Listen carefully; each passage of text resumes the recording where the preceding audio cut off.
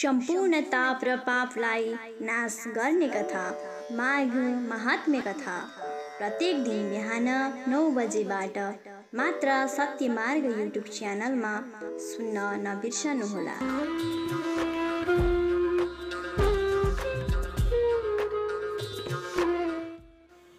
ओम नमो भगवते वासुदेवाय। श्री परमात्मने नमः। श्री गुरुचरण कमलेभ्यो नमः। श्री नारायणाय नमः। नमस्कार दर्शकबिन, यहाँहरुको सुख शान्ति समृद्धि र उत्तरोत्तर प्रगतिको कामना गर्दै हार्दिक सुस्वागतम गर्न चाहन्छु सत्यमार्ग युट्युब च्यानलमा। आज फेरि म हजुरहरूको बीचमा दिव्य माघ महात्म्यको कथालाई लिएर उपस्थित भइसकेको छु। धेरै भूमिका नबादिकन सिधै म कथामा प्रवेश गराउने छु हजुरहरूलाई। हिजोको कथा प्रसंग हामीले कैलाश पर्वतको पश्चिमपट्टिको मणिकूट भन्ने नामले विख्यात सुनरूपी रत्नको शिलाले बनेको जुन पहाड छ त्यसैको छेउमा सेतो बीच बीचमा नीलमणिको टाकुरो भएको चारैतिर हिम ऐश्वर्यले सेतो मानौ कि नीलकण्ठ शिव जस्तै मानिने त्यो शिलाको छेउमा भृगु ऋषि तपस्या गर्छु भनेर त्यहाँ बस्नु भएको थियो भने आज अब अगाडि गएर ऋषिले भन्नुभयो, हे राजेन्द्र, यस्ता प्रकारले आश्रमवासी ब्राह्मणहरू पनि त्यहाँ आएर बस्न थालेछन्। अनि ती पर्वतको पाखाबाट ओर्लिएर दुईजना विद्याधरका पति पत्नी त्यहाँ आइपुगे अनि मुनिलाई ढोगे।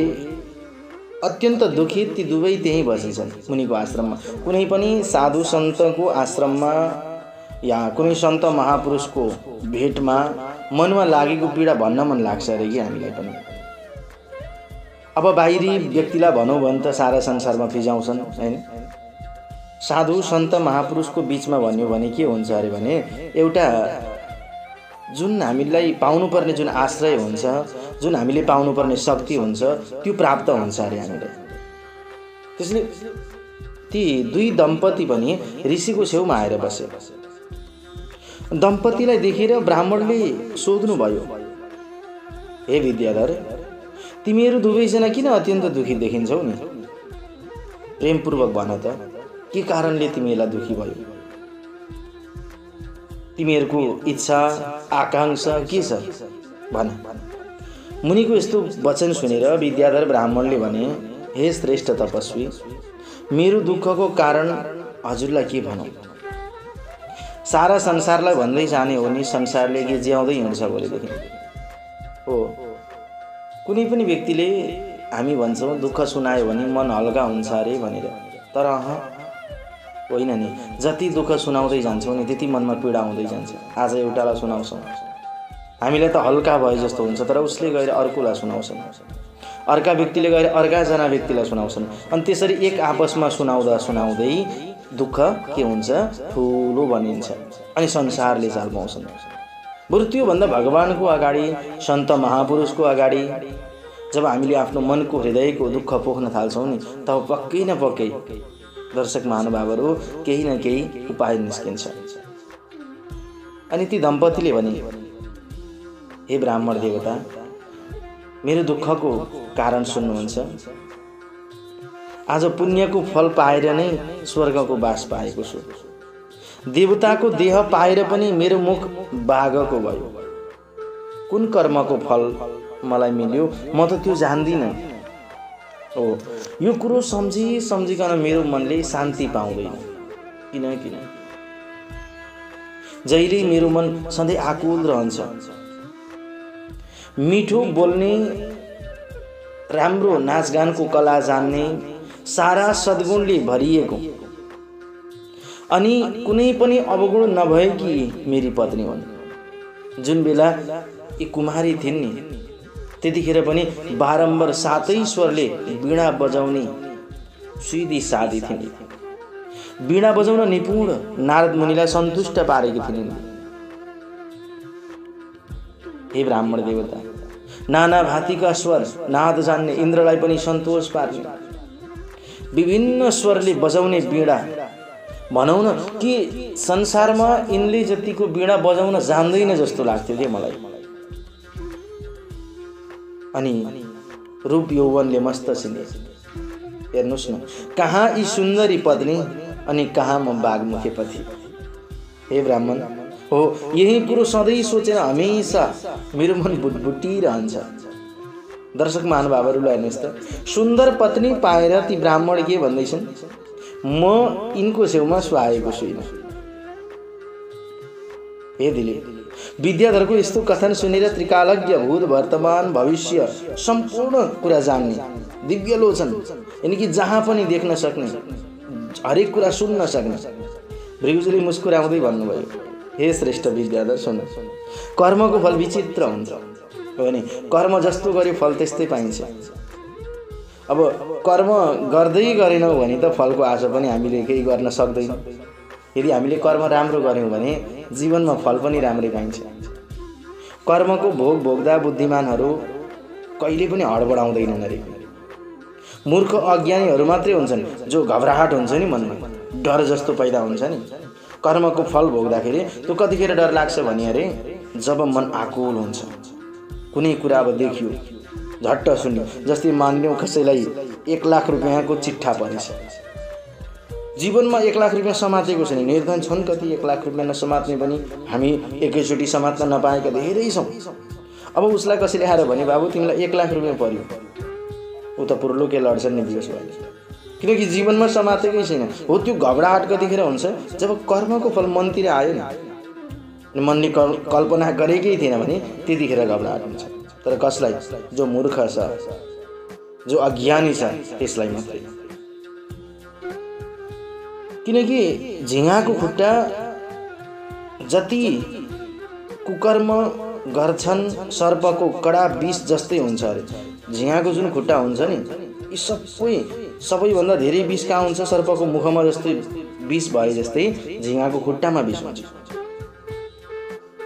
अनि काम गर्दा गरिएका अलिकति पनि गल्ती, त्यो जुन फल हामीले भोग्नुपर्छ त्यो गल्तीको कारणले त्यसमा हामीलाई ठुलो भयङ्कर दुःख हुन्छ।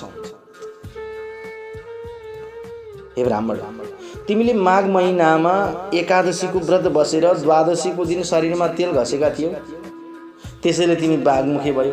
ल दर्शक, अब अर्को कुरो यहाँ आयो हेर्नुहोस्। माघ महिनामा एकादशीको दिन व्रत बसेर द्वादशीको दिन शरीरमा तेल घस्यो भने के हुँदो रहेछ, अब विचार आफैले गर्ने, मैले भनिराख्नु परेन। पुण्य एकादशीको व्रत बसेर द्वादशीको दिन तेल लाउनाले उहिले पुरुरवा कुरूप शरीरका भएका थिए।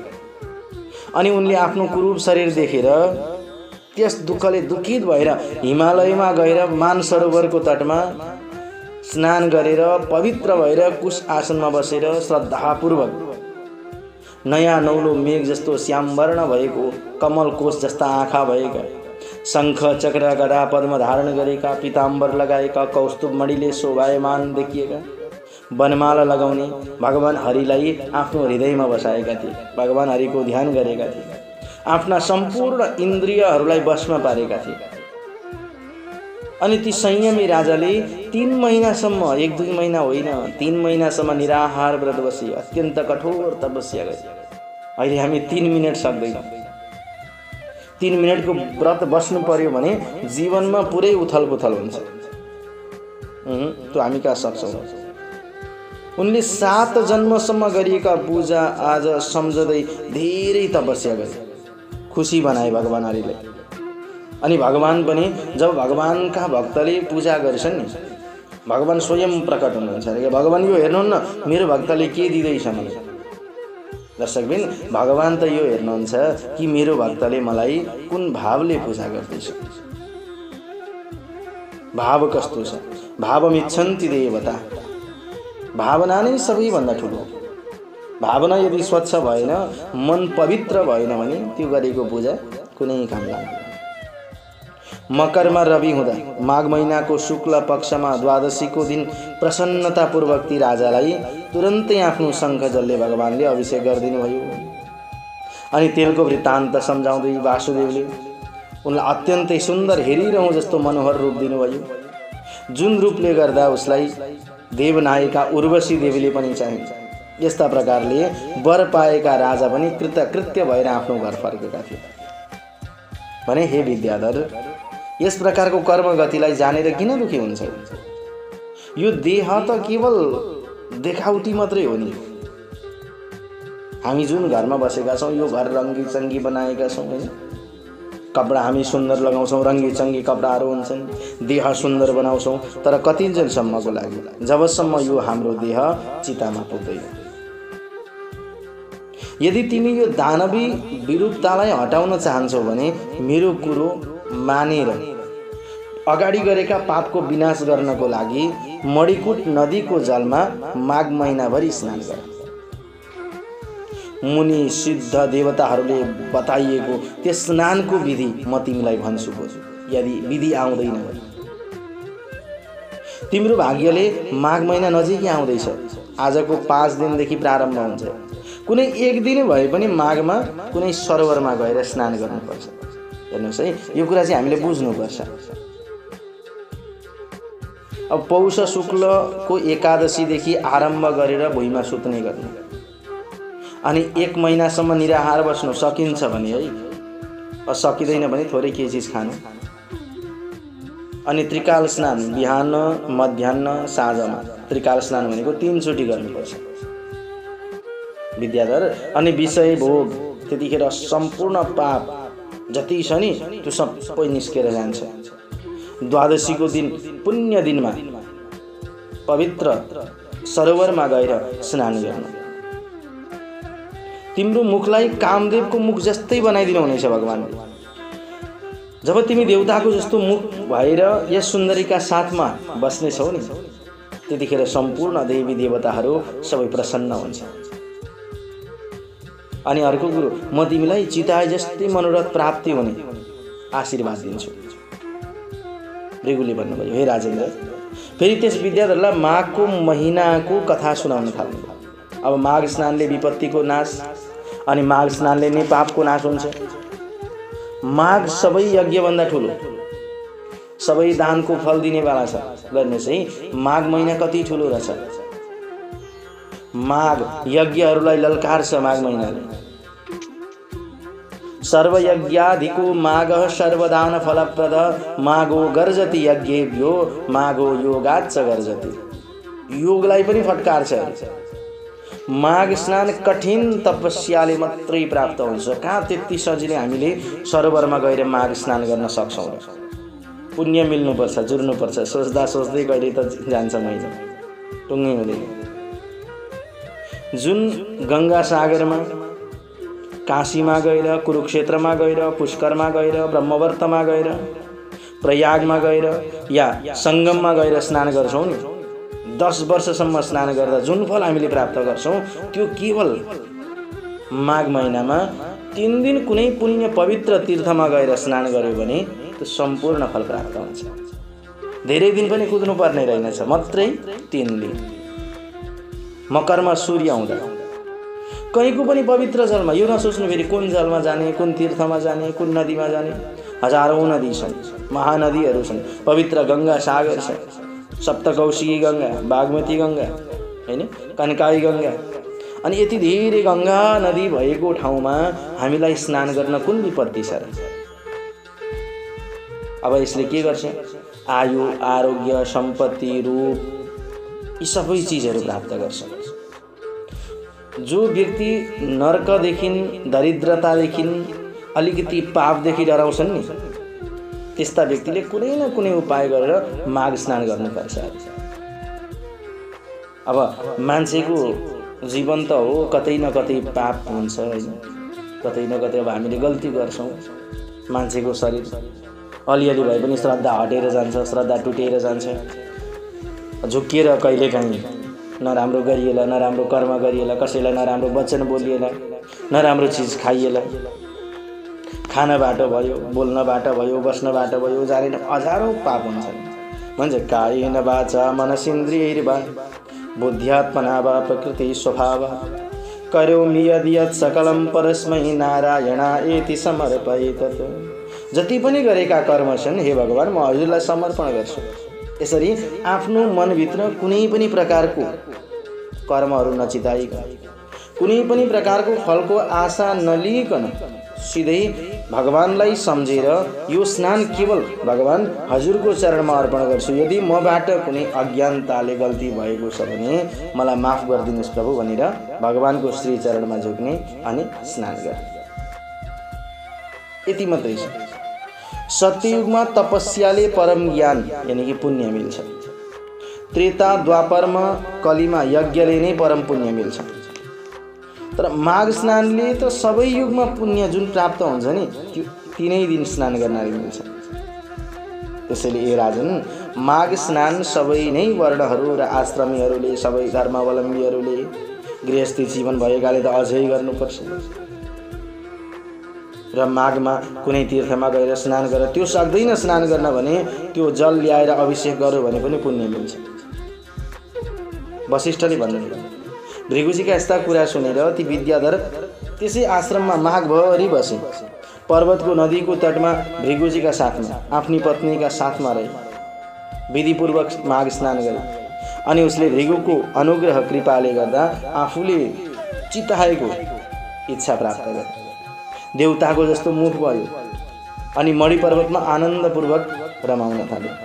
भृगुजी पनि त्यस विद्याधरलाई अनुग्रह गरेर अनि आशीर्वाद दिएर हर्षपूर्वक विन्ध्या पर्वतमा आउनुभयो। अनि त्यहाँ त्यस मणिमय गिरिराज पर्वतमा माघभरि स्नान गर्नुभयो। अनि विद्याधर पनि कामदेवको मुख जस्तो मुख भयो। स्वयं भृगु पनि मणिकुटको फेदीबाट उत्रेर आफ्ना शिष्यहरूका साथमा फेरि त्यहाँबाट रेवा ऋषिको आश्रममा जानुभयो। यो एउटा कुरो म हजुरलाई बताउँछु। यो जुन भारतवर्ष छ नि, विशेष गरेर कर्मभूमि हो। हेर्नुहोस् है, हामी यहाँ के गर्न आएका छौँ? कर्म गर्न आएका छौँ। अस्मिन् वै भारते वर्षे कर्मभूमौ विशेषतः अमाघस्नाइनां नृणां निष्फलं जन्म कीर्तितम्। जुन व्यक्तिले भारतवर्षमा जन्मिएर यो कर्मभूमिमा जन्मिएर माघ महिनाभरि कुनै पनि पवित्र तीर्थ जलमा गएर स्नान गर्दैन भने उसको जन्म बेकार हुन्छ। अविचार गर्नु। एक दिन जसरी भए पनि, जुनै दिन भए पनि, महिना भित्र एउटा दिन भए पनि निकाल्नु। जस्तै सूर्य बिनाको आकाश, चन्द्रमा बिनाको नक्षत्र मण्डल शोभित हुँदैन नि, त्यस्तै राजन बिना माघ स्नानको सत्कर्म शोभित हुँदैन है। फेरि जतिसुकै सत्कर्म माघ महिनाभरि गर्दै जानुहोस्, तर यदि सरोवर तीर्थमा गएर स्नान गरेको छैन भने त्यो काम दिँदैन। अरू व्रत, दान, तपस्या जे जति गरे पनि भगवान हरिको शरणमा यो मनलाई लगाएर माघमा स्नान गर्ने। अब यसले धेरै रोग पनि निको पार्छ। हेर्नुहोस् है, किनकि जाडोको महिना हुन्छ, कठ्याङ्ग्रिएको जिउ हुन्छ, जाडो चिसो त्यत्तिकै बढेको हुन्छ। अनि कुनै सरोवरमा बिहानको समयमा हामीले त्यो नदीको जलले सेचन गऱ्यौँ या नदीको जलले स्नान गऱ्यौँ भने हाम्रा भित्र रहेका जुन अशुद्ध छन्, हड्डीहरूको ढाँचा, नसाहरू कसिन्छन् अरे। मासुले लिपेको जुन यो छालाले मडिएको दुर्गन्धले युक्त भएको दिशा पिसाबको पात्र जुन यो शरीर छ नि, हो जरा भनेको बुढ्याइ, शोक विपत्ति व्याप्त रोगको घर, अनेक प्रकारका नराम्रा चिजहरू बग्ने, यो हामी देख्दा मात्रै राम्रो छ कि दर्शक महानुभावहरू। शरीर बाहिर मात्रै राम्रो चिटिक्क पारेको, भित्र त कति पीडा छ नि। चाड्छन् काग कुकुरले भनी यहाँ छाला मडेको छ। काग कुकुरहरूले चाड्छन् भनेर यसभित्र छाला लगाइदिएको छ, बाहिरबाट बेर दिएको छ। अनि यो पानीको फोका जस्तो हाम्रो शरीर, दुर्लभो मानुषो देहो देहिनाम क्षणभङ्गुर शरीर। त्यतिखेर मात्रै सार्थक हुन्छ जब हामी सत्कर्म गर्न थाल्छौँ।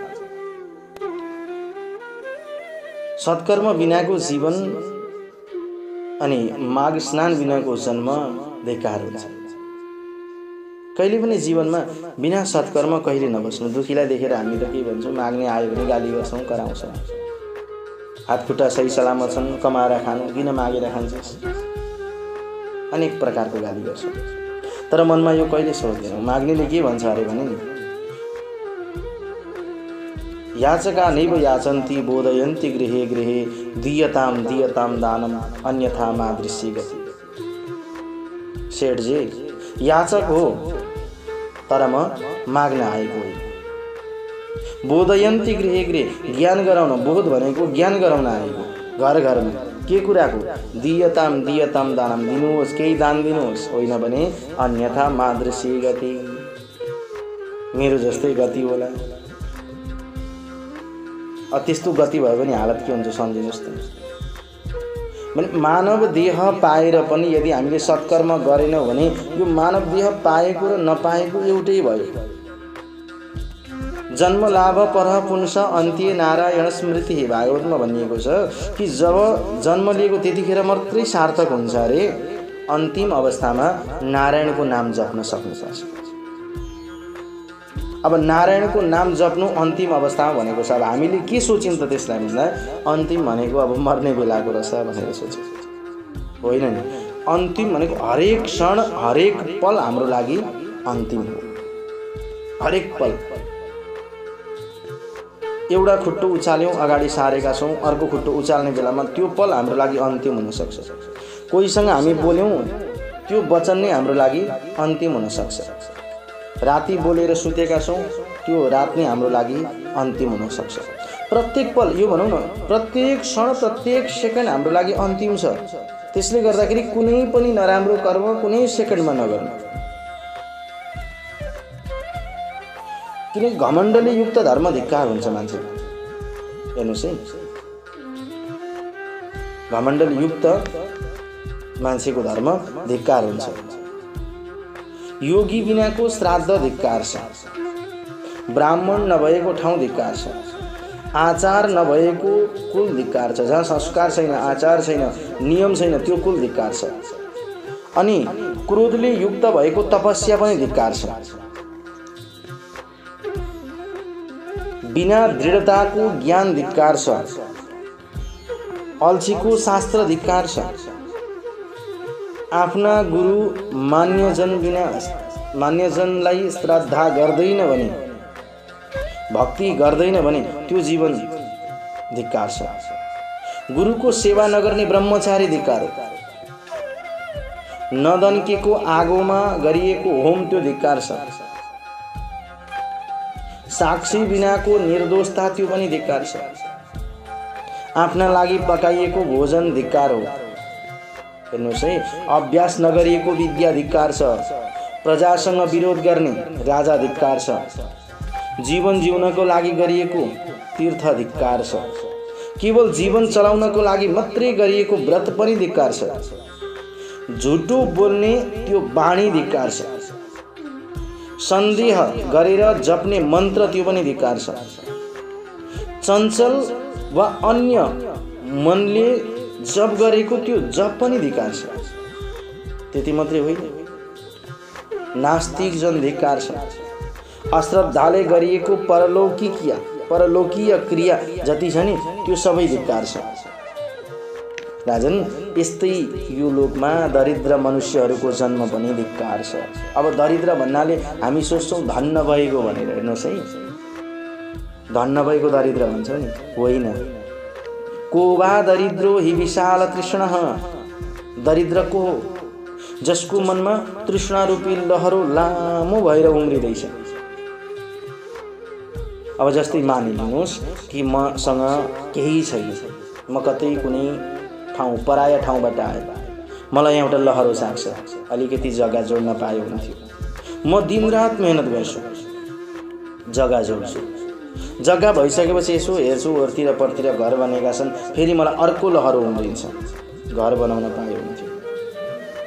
अनि त्यो लहरो उम्रिसकेपछि त्यति गरिसकेपछि फेरि अब अर्को लहरो उम्रिन्छ मेरो मनमा। कस्तो लहरो?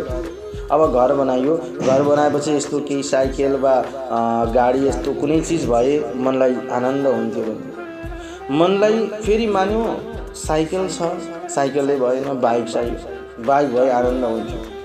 बाइक खोज्यो, त्यो बाइकको लहरो लाग्यो। बाइकमा पनि अप्ठ्यारो भयो, गाह्रो भयो, जाडो भयो, अनेक प्रकारका पीडा हुन्छन्। त्यो लहरोलाई छोडेर फेरि लाग्छ कारको लहरो। भने कोभा दरिद्रो हि विशाल तृष्णा, संसारमा दरिद्र को छ भनेर जसको मनमा तृष्णा रूपी लहरो लामो भएर उम्रिँदै जान्छन्, अब यो पछि यो चाहिन्छ, यो पछि यो चाहिन्छ, यो पछि यो चाहिन्छ, यी चाहिने चिजहरू दरिद्र हुन्छन्। धन नभएको व्यक्ति निर्धन हो, त्यो दरिद्र हुँदैन। अनि सुतजी महाराज भन्नुहुन्छ, हे सौनक, त्यसैले गर्दा सबै पापलाई माघ स्नानले आगोले समिधालाई चाहिँ डढाइदिन्छ। त्यति पवित्र छ, त्यति पुण्य छ। त्यसैले दर्शक महानुभावहरू, माघ स्नानका बारेमा कुनै सन्देह छैन। विष्णु भक्तिमा भगवानको पूजा गर्न जसरी सबैलाई अधिकार छ नि, त्यस्तै माघ स्नान पनि सबैलाई अधिकार छ। माघ स्नानबाट प्राप्त भएको महान एउटा म आश्चर्य तिमीलाई भन्छु, सुन है। माघ स्नान कस्तो चिज हो दर्शक महानुभाव, एउटा म दृष्टान्त बताउँछु हजुरहरूलाई। माघ स्नान कस्तो चिज हो। माघ महिनामा नुहाउँदा के हुन्छ? एक समयको कुरा हो। भृगुवंशमा जन्मिएका कुब्जीका नामकी सुशील ब्राह्मणी थिइन्। बाल विधवाको दुःखले दुखी उनले कठिन तपस्या गरे अनि यो महान पुण्य क्षेत्र विन्ध्याचलको फेदीमा रहेर रेवा र कपिलको सङ्गममा त्यहाँ त्यो कुब्जीका नारायणमा परायण भनेको तल्लीन भइन्, तपस्विनी भइन्, व्रतिनी भइन्। सधैँ असल आचार मात्र गर्ने, सधैँ कसैसँग झगडा नगर्ने, इन्द्रियलाई जित्न सक्ने। को छ अरू? हामीले कहाँ जित्छौँ इन्द्रियलाई? एक दिन अलिकति सब्जीमा नुन चर्को भयो भने जिब्रो रिसाउँछ। खाएको जिब्रोलाई घुसदिएर भरिदिएको पेटमा यो पेटलाई केही थाहा छैन। हेर्नुहोस् है, कस्तो छ इन्द्रिय भने आँखाले देखिदिन्छ, आँखाले हेरो, मनले माग्छ तोले भने। चाहिएको कसलाई? भुँडीलाई। भोक लागेकोलाई भुँडीलाई। देख्यो कसले? आँखाले। मागो कसले? मनले। अनि खाइदियो कसले? जिब्राले। अब यसलाई घुस खुवाउनु पर्यो। मिठो छ खाइदे, मिठो भएन भने निकालिदिन्छ, नराम्रो भयो भने निकालिदिन्छ। जिब्रो हो सबभन्दा महान नायक। हामीले इन्द्रियलाई कहिले जित्न सकेन, तर ती कुब्जाले जितेकी थिए। सुशील, दानशील, दुब्लो शरीर, पितृदेव ब्राह्मणहरूलाई दान गरेर सधैँभरि हवन गर्ने। हे राजन, शिला खोजेर जीवनवृत्ति चलाउँथिन् तिनले त। कस्तो दुःखको कुरा हो। हेर्थिन् यताउति, शिला कहाँ छ? षष्ठे काले चसा भुङ्क्ते कृच्छवृत्ति सदा नृप, कृच्छाति कृच्छ पाराका तप्त कृच्छादिव्रते। दिनको 6वाँ भागमा खाने गर्थ्यो। हो कस्तो नर्मदाको किनारमा उसले पुण्य महिनाहरू बिताउँथ्यो। यस्तै प्रकारले ती तपस्विनीले बल्कल धारण भनेको बोक्रो लाउने, सत्वगुणले शोभिएकी, धैर्य र सन्तोषले युक्त थिइन्। सुशीलाले रेवा र कपिलको सङ्गममा 60वटा माघ स्नान गर्ने, एउटा होइन 60वटा। त्यसपछि राजन तपस्याले क्षीण ऊ त्यसै तीर्थमा मर्न। 60वटा माघ स्नानबाट प्राप्त भएको त्यस पुण्यले विष्णुपुरमा पुगिन्छ। प्रसन्नतापूर्वक 4000 युगसम्म बसिन्। त्यसपछि सुन्द उपसुन्दको नाशका लागि पदमा फेरि उपस्थित बने अनि ब्रह्मलोकमा आइन्। ब्रह्मलोकमा आउँदाखेरि तिलोत्तमा नामले प्रसिद्ध भए। त्यो पुण्यका शेषले रूपको एउटा स्थान भए, अत्यन्त रूपवती। सृष्टिकर्ता निपुण ब्रह्माजीको निश्चय नै यो आश्चर्यकारी सृष्टि थियो, त्यसलाई उत्पन्न गरे। अति खुसी भएका ब्रह्माजीले अब उसलाई आज्ञा दिनुभयो, हे मृगनयनी, दैत्यहरूको नाशका लागि तिमी झट्टै जाऊ। अनि त्यो नारी बीडा लिएर ब्रह्माजीको लोकबाट पुष्कर मार्गले जहाँ ती दुई देवताको बैरी सुन्द उपसुन्द रहन्थे त्यहाँ गए।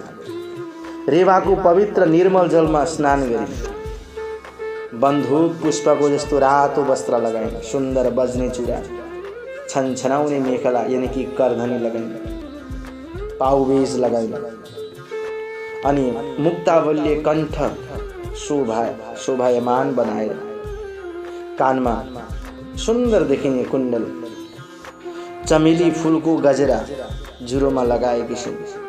अशोकको रुखमनी बसी मिठो स्वर गाउँदै वीणा बजाउन थालिसिन्। अब सुनिरहँ जस्तो लाग्ने, कति आनन्द होला त्यो वीणा। कोमल ध्वनियुक्त छवटै स्वर बजाउन थाले। यस्ता प्रकारले त्यो तिलोत्तमा बाला कुमारी अशोक वनमा बस्न थाली। दैत्यका दुई सेवकले चन्द्रमाको कला जस्तै हृदयमा सुख दिने उसलाई देखेछन्। सुन्दर रूप, सम्पूर्ण चिज नै सुन्दरताले भरिपूर्ण भइसकेपछि देखेर को आश्चर्यचकित हुँदैन होला? तीमाथि भएन दैत्यहरू। सुन्दर उपसुन्दर सैनिकहरूले झट्टै कतै केही हेर्दै नहेरी हडबडाउँदै सुन्दर उपसुन्दरको छेउमा गए ती दूतहरू। अनि हतारिदेव बारम्बार उसको वर्णन गरेर भन्छन्, हे दैत्य श्रेष्ठ, अहो देवी हो अथवा दानवी हो हामी त जान्दैनौँ प्रभु। नाग स्त्री हो अथवा यक्षी हो या त सर्वथा स्त्री रत्न नै हो। तपाईहरू लोकमा रत्न भोग गर्नेवाला हुनुहुन्छ अनि त्यो अबला रत्नभूत रत्नैले बनेकी छे। सम्पूर्ण जति पनि हामीले यहाँ देख्छौँ नि रत्न मणिमाणिक्य देख्छौँ नि त्यही चिजले बनेकी छ। अशोक वनमा छ। चाँडै त्यहाँ हिँड्नुहोस् प्रभु, कामदेवलाई पनि लठ्याउने त्यस्तै छ। सेनापतिहरूको त्यस्तो मनोहर बाणी सुनेर सिधो नामको मदिरा प्याला त्यागेर पानी छप छप गर्न छोडेर हजारौं राम्रा राम्रा स्त्रीहरूलाई वास्तै नराखिकन त्यो पोखरीबाट त्यहाँबाट डरलाग्दो कालदण्ड हातमा लिएर निस्क्यो। जहाँ सारा श्रृङ्गारले सजिएकी ती तिलोत्तमा बाला चण्डी जस्तै भएर बसेकी थिइन्। हे राजन, मानव ती दुई दैत्यको कामाग्निलाई दन्काउँदै त्यहाँ फाट्लिरहेको थियो अनि उसका रूपले लट्टिएका ती दुवै दानव उसको अगाडि उभिरहे। मदिराले मातेका थिए। दुई भाइले परस्परमा भन्न लागे, भाइ पर्ख, यो सुन्दरी मेरी भार्या यानी कि पत्नी हुन्छन्। भाइले भन्छ, दाइ तपाईँ यसलाई नहेर्नु, यो चञ्चल आँखाले मलाई हेरिरहेकी छिन्, मेरी पत्नी हुन्। यस्तो हटले जिद्दी कसैका ती दुई भाइले मदले युक्त भएका छन्, मदिरा पान गरेका छन्, मातेका छन्। अनि काल नजिकै छ। अब ती दुईले आपसमा गदाले ठोकाठोक गर्न थाले, परस्पर प्रहार गर्न थाले, भिडन्त हुन थाल्यो। अब दाजु भन्छन् होइन मेरी हो, भाइ भन्छन् होइन मेरी हो। भाइले भन्छ तपाईँले बुहारी भन्नुपर्छ, दाजु भन्छन् होइन तैँले भाउजू भन्नुपर्छ। अनि दुवैजनाले एक आपसमा गदा प्रहार गरे। गदा प्रहार गरेपछि ती दुवै भुइँमा ढले। ती दुईलाई मरेको देखेर सेनाहरूले ठुलो कोलाहल मचाए। कालरात्रि तुल्य यो को हो? हाय, यो के उपस्थित भयो? सेनाहरूले यस्तो बोलिरहेको बेलामा सुन्दर उपसुन्दर दैत्यहरूलाई पहाडको टाकुरामा पसारा पारेर अत्यन्त सुन्दर ती तिलोत्तमा दसैँ दिशालाई दब बाल्दै बाहिर निस्के आकाशमा उडे। त्यसरी देवताहरूको काम सम्पूर्ण कामलाई परिपूर्ण गरेर ब्रह्माको अगाडि आइन् अनि सन्तोष भएका भगवान ब्रह्माले उसलाई धन्यवाद दिनुभयो अनि भन्नुभयो, हे चन्द्रमुखी, मैले तिमीलाई सूर्यको रथमा बस्न स्थान दिएँ, जाऊ वहाँ बस। जबसम्म सूर्य आकाशमा रहन्छन् तबसम्म तिमी त्यहाँ अनेक प्रकारका सुख भोगहरू भोगेर त्यहाँ बस्नेछौ। राजन, यस्ता प्रकारले त्यो ब्राह्मणी अप्सराहरूमा श्रेष्ठ भइन्। आज पनि सूर्यलोकमा माघ स्नानको ठुलो फल भोगिरहेकी छन्। त्यसकारण श्रद्धालु मनुष्यले सधैँ प्रयत्न गरोस् कि कुनै एउटा दिन पारेर मकरमा सूर्य भएको बेला भनेको माघको महिना भने उसले पवित्र तीर्थमा गएर स्नान गरोस्। हो, माघ स्नानको लागि यस संसारमा नपाइने वस्तु केही छैन, न त अर्को कुनै पुरुषार्थ नै छ। जो मनुष्य माघमा नित्य स्नान गर्छ त्यसका सम्पूर्ण पापहरू नाश हुन्छ। यस संसारमा दक्षिणा सहितका सारा यज्ञहरू माघ स्नानले दिन्छ भने यो भन्दा अर्को माघ स्नान बराबरको पुण्य फल कुनै पनि छैन राजन भनेर आज बताउनुभयो। अनि सुतजी महाराज सौनकादि 88,000 ऋषिहरूलाई बताउनुहुन्छ, हे सौनक, यसरी माघ स्नानले गर्दाखेरि ती तिलोत्तमा अप्सरा भएर भगवान सूर्यको लोकमा बस्न पाइन् भने दिन दुखीले गर्दाखेरि पनि पुण्य प्राप्त हुन्छ, अन्जानमा गर्दा पनि पुण्य प्राप्त हुन्छ, धनवानले गर्यो भने पनि पुण्य प्राप्त हुन्छ, निर्धनले गर्यो भने पनि पुण्य प्राप्त हुन्छ। तर जसरी भए पनि जे गरेर भए पनि माघ महिनाभरि सकिन्छ भने, सकिँदैन भने 3 दिन, त्यो पनि सकिँदैन भने 1 दिन भए पनि माघ स्नान गरौँ। माघको महिनामा स्नान गरौँ। माघको महिनामा स्नान गर्दाखेरि पुण्य पवित्र फल प्राप्त हुन्छ। माघ स्नानको महत्त्व अनि माघ महिनाको वर्णन गर्दै आजको कथालाई म यही विश्राम गर्न चाहन्छु। भोलि फेरि अर्को प्रसङ्ग लिएर हजुरहरूको बिचमा उपस्थित हुनेछु। तबसम्मको लागि हजुर समक्ष बिदा माग्छु। जय श्री राधे, जय श्री कृष्ण। आफ्नै दर्शन, आफ्नै धर्म र आफ्नै संस्कृति, सधैँ एक कदम अगाडि सत्य मार्ग।